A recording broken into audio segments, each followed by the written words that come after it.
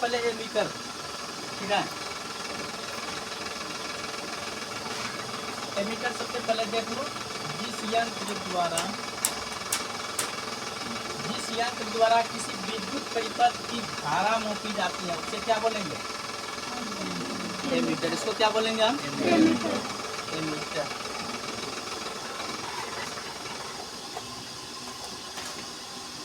हम क्या बोलेंगे? एमीटर।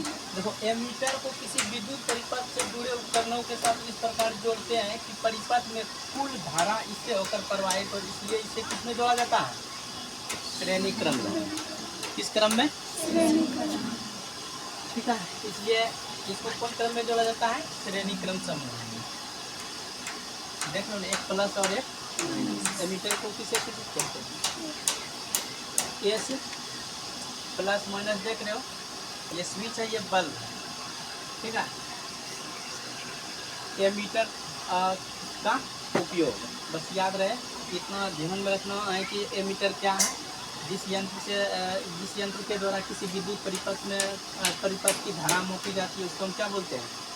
एमीटर। उसको हम क्या बोलते हैं? एमीटर। ठीक। अब परिपथ से जो होकर के जो कुल धारा प्रवाहित होगा ना,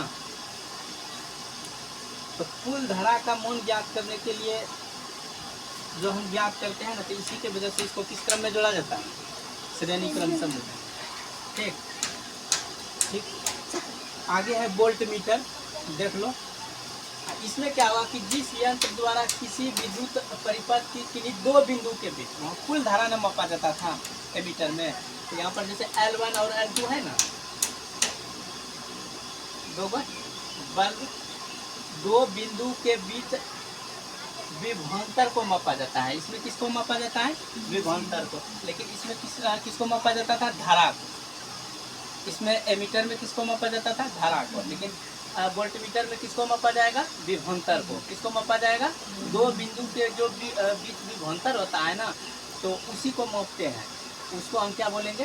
वोल्टमीटर। उसको हम क्या बोलेंगे? वोल्टमीटर। देखो, L1 L2 ये दो, ए और बी, एक प्लस माइनस। वोल्टमीटर को किससे सूचित किया जाता है? कि V से, एक प्लस और एक माइनस। लेकिन एमीटर को किससे? ए से। ठीक है। वोल्टमीटर का उपयोग देख रहे हो, ठीक है। देखो, चूंकि दोनों सिरों के बीच विभवांतर और वोल्टमीटर के टर्मिनल के बीच, ठीक है, विभवांतर यानी दोनों सिरा का जो ये वाला है विभवांतर और वोल्टमीटर के बीच, टर्मिनल के बीच समान हो, इसलिए किसके कौन क्रम में जोड़ा जाता है? समांतर क्रम समूह में। विभवांतर दो बिंदु के बीच समान हो, इसलिए इसको किस क्रम में जोड़ा जाता है? समांतर क्रम समूह में। किसमें जोड़ा जाता है? समांतर। और किसको मापा जाता है? वोल्टमीटर को, नहीं सॉरी, जगह विभवांतर को। किसको मापा जाता है? विभवांतर। वोल्टमीटर के द्वारा किनको मापा जाएगा? विभवांतर को। लेकिन धारा को किनके द्वारा मापा जाएगा? एमीटर। किनके द्वारा मापा जाएगा? एमीटर। लेकिन विभवांतर को मापा जाएगा किसके द्वारा? वोल्टमीटर। यानी दो बिंदु के बीच विभवांतर समान हो, इसलिए इसको किस क्रम में जोड़ा जाएगा? समांतर क्रम समूह में। लेकिन यदि यही अगर बोल दें कि एमीटर को किस क्रम में जोड़ा जाता है? श्रेणी क्रम समूह में। क्योंकि कुल धारा जो प्रवाहित होता है उसको ज्ञात करने के लिए इसको किस क्रम में जोड़ा जाएगा? श्रेणी क्रम समूह में। क्लियर?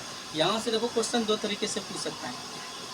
क्वेश्चन यही पूछेगा कि एमीटर क्या है, ठीक है, या एमीटर का परिभाषा दे, तो फिर आपको परिभाषा के साथ जितना डायग्राम दिया है ना, तो एक एक करके समझ करके लिख भी देना और फिगर भी उतार देना। क्लियर? या एमीटर क्या है, इसका उपयोग बताएं, तो वो लिख देना है। अलग अलग करके पूछे, या फिर पूछ दे कि वोल्टमीटर क्या है तथा वोल्टमीटर के उपयोग को लिखें। अलग अलग पूछे तो अलग अलग जवाब देना है। लेकिन अगर वही पूछ दे एमीटर तथा वोल्टमीटर में अंतर क्या है, या एमीटर तथा वोल्टमीटर क्या है, इनके उपयोग को लिखे, या एमीटर तथा वोल्टमीटर में गुण, विभेद, समानता, कुछ भी पूछ दे, ठीक है, तो फिर ऐसे स्थिति में एमीटर का परिभाषा के साथ साथ, डायग्राम के साथ साथ उपयोग, अब उसके साथ साथ फिर वोल्टमीटर का परिभाषा और उसके साथ ही साथ डायग्राम दोनों दे दोगे। दोनों अगर पूछता है तो दोनों का जवाब देना है, लेकिन दोनों के साथ याद रहे कि एकदम फिगर दे करके समझाना बहुत ज़रूरी होता है। ठीक, ये फिजिक्स और केमिस्ट्री में बड़का फार्मूलाज होता है, रासायनिक सूत्र।